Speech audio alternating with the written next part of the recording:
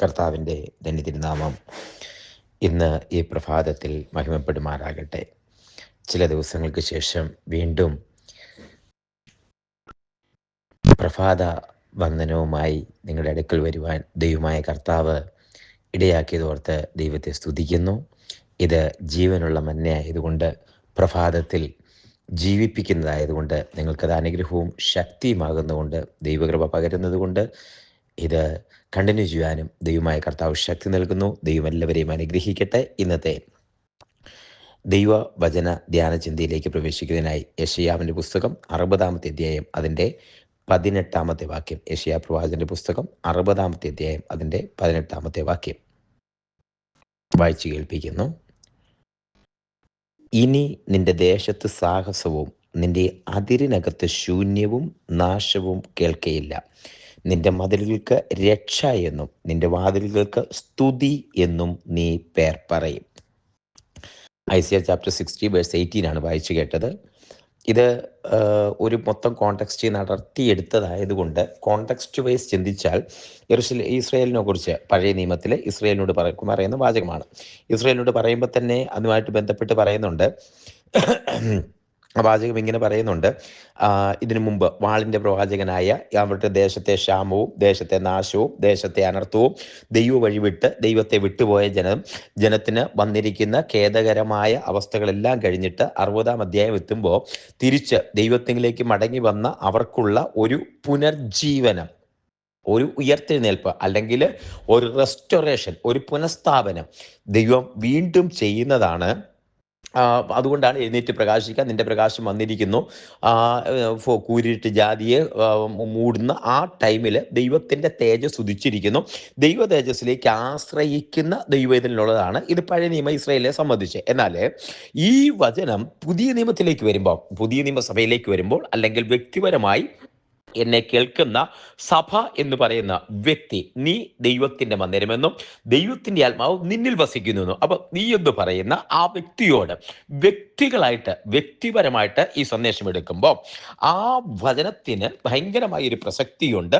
കർത്താവിൻ്റെ പാതയിലേക്ക് മടങ്ങി വന്നിരിക്കുന്ന, അല്ലെങ്കിൽ ഒരു ദൈവത്തിൻ്റെ സന്നിധിയിലേക്ക് മടങ്ങി ആ പാതപീഠത്തിലേക്ക് മടങ്ങിയെത്തിയിരിക്കുന്ന, നമ്മൾ പുസ്തകത്തിലെങ്കിലും പറയുന്ന മുടിയനായ പുത്രൻ പോയിട്ട് മടങ്ങി കർത്താവിൻ്റെ അടുക്കിലേക്ക്, ആ പാദത്തിലേക്ക് മടങ്ങി വരുമ്പോൾ, ആ അപ്പൻ്റെ അടുക്കിലേക്ക് മടങ്ങി വരുമ്പോൾ ചേർത്ത് പിടിച്ച് മോതിരമിട്ട് കാളയേർത്ത് ആഘോഷിക്കുന്ന അപ്പനായി പിതാവായ ദൈവത്തെ കണ്ടാൽ കർത്താവിൻ്റെ അടുക്കലേക്ക് മടങ്ങി വരുമ്പോൾ കർത്താവ് കൽപ്പിക്കുന്ന ഒരു റെസ്റ്റോറേഷനുമായിട്ട് ബന്ധപ്പെട്ട ഒരു ദൈവവചനമാണ്.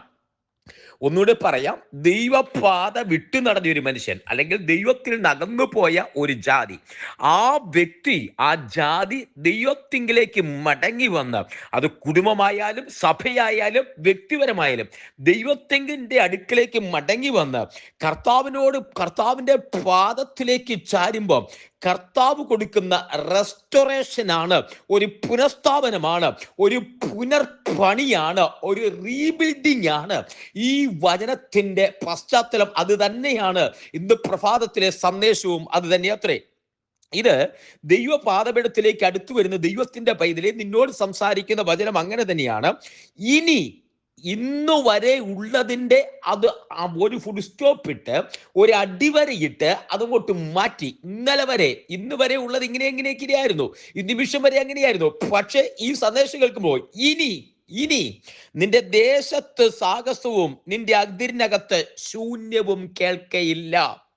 അപ്പോ ഇന്നലെ വരെ കേട്ടുകൊണ്ടിരുന്നത് സാഹസമായിരുന്നു, ഇന്നലെ വരെ കേട്ടുകൊണ്ടിരുന്നത് ശൂന്യമായിരുന്നു. ഇത് കേൾക്കണം, ഇത് ചിന്തിക്കുമ്പം നിന്റെ കുടുംബവും രക്തത്താൽ മുദ്രയിടപ്പെട്ട ദൈവത്തിങ്കിലേക്ക് മടങ്ങി വന്ന കുഞ്ഞാടിന്റെ കാൽവരി ക്രൂശിൽ ഹാബേലിന്റെ രക്തത്തെക്കാൾ ഗുണകരമായി സംസാരിക്കുന്ന പുണ്യാക രക്തത്താൽ മുദ്രയിടപ്പെട്ട ജനത്തിനു വേണ്ടി മാത്രം പ്രഖ്യാപിച്ചിരിക്കുന്നതാ.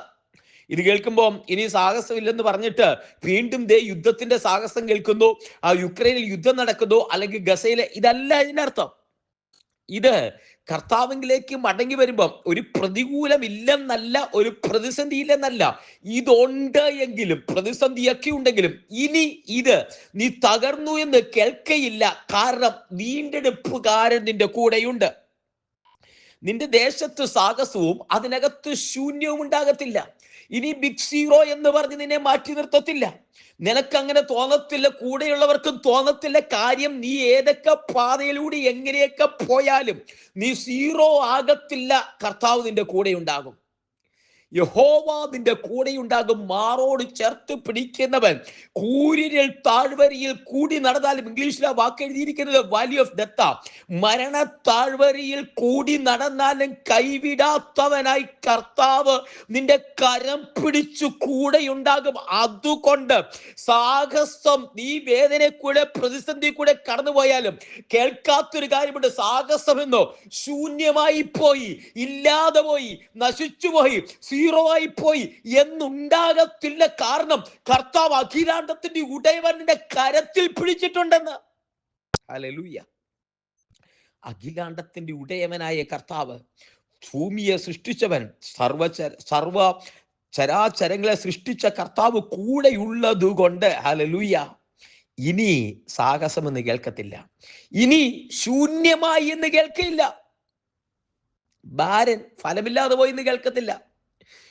തലമുറ ഫലമില്ലാതെ പോയിന്ന് കേൾക്കത്തില്ല. നിന്റെ ഭൂമി ഫലമില്ലാതെ പോയിന്ന് കേൾക്കത്തില്ല. നിന്റെ അധ്വാന ഫലമില്ലാതെ പോയിന്ന് കേൾക്കത്തില്ല. കാര്യം ഇതിന്റെ ഉടയവൻ നിന്റെ കൂടെയുണ്ട്.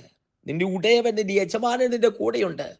ലോകത്തിലെ മാനുഷിക മുഖങ്ങളും മാനുഷിക വ്യക്തികളും മാറി മാറി മാറി പോകുമ്പോ മാറാത്തവനായി, മറക്കാത്തവനായി, മറയ്ക്കാത്ത മുഖമായി കർത്താവ് കൂടെയുണ്ടെന്ന്.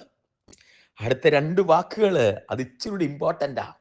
ഇനി നിന്റെ മതിലുകൾക്ക് രക്ഷ എന്നും നിന്റെ വാതിലുകൾക്ക് സ്തുതി എന്നും പേര് വരും. ഇതൊരു ട്രാൻസ്ഫോർമേഷൻ അനുഭവമാണ്. നിന്റെ മതിലുകളുടെ പേര് രക്ഷ എന്നാകും. നമ്മുടെയൊക്കെ മതിലിന്റെ പേര് ഒന്ന് ഇരുമ്പ് മതിലെന്നോ, ഇരുമ്പ് കൊണ്ട് പണിത മതിലെന്നോ, അല്ലെങ്കിൽ ചുടുകട്ട കൊണ്ട് പണിത മതിലെന്നോ, അല്ലെങ്കിൽ കമ്പിപ്പത്തൽ വെച്ച് പണിതിരിക്കുന്നത്, അങ്ങനെയൊക്കെയല്ലേ മതിലുണ്ടാക്കുന്നത്.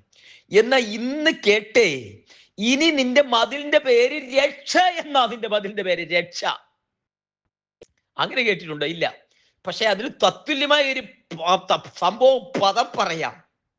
ഒരു മതില് കെട്ടി കട്ടിളപ്പടിമേലും കുറുമ്പടിമേലും രക്തത്തിന്റെ ഒരു മതില്, രക്തത്തിന്റെ മുദ്ര, ചെറിയ രക്തത്തിന്റെ മുദ്രയാ. ഇതിന്റെ പേര് രക്ഷ എന്നായിരുന്നു. കാരണം കുഞ്ഞാടിന്റെ ചോരയെടുത്ത് കടിഞ്ഞുത്സവക്കാരത്തിന്റെ ദിവസം കട്ടിളപ്പടിമേലും കുറുമ്പടിമേലും വെച്ചു.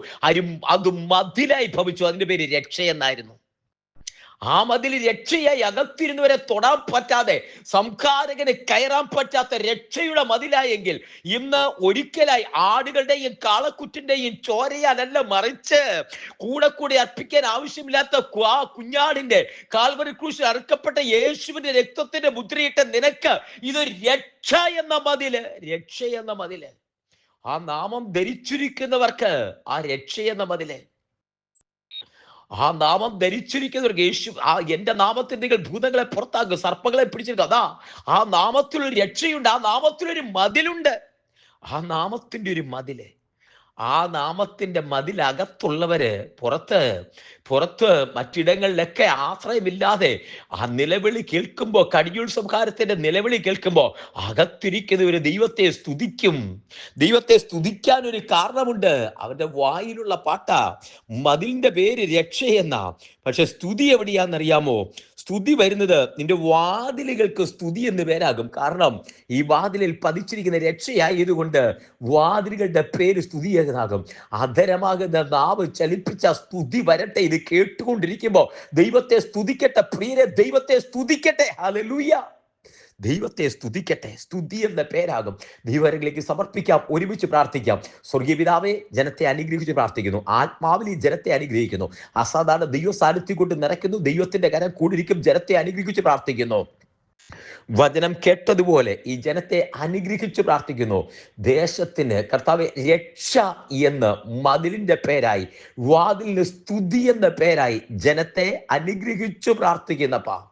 ഇനി സാഹസവും ശൂന്യത എന്നതുണ്ടാകാതെ വണ്ണം ജനത്തെ അനുഗ്രഹിക്കുന്നു. കർത്താവ്, ഞാനോ ലോകാവസാനത്തോളം എല്ലാ നാളും കൂടിയിരിക്കാമെന്ന് പറഞ്ഞവൻ കൂടിയിരിക്കുന്നതിനായി നന്ദി പറയുന്നു. തൃക്കരങ്ങളിൽ സമർപ്പിക്കുന്നു. പ്രാർത്ഥന കേട്ടിരിക്കാൻ സ്തോത്രം, യേശുവിൻ നാമത്തിൽ തന്നെ. ആമേൻ, ആമേൻ, ആമേൻ. കർത്താവ് എല്ലാവരെയും അനുഗ്രഹിക്കട്ടെ. നാളെ നമുക്ക് വീണ്ടും കാണാം. God bless you. അതുവരെ കൃപയ്ക്കുള്ളിൽ മറിയാം. God bless.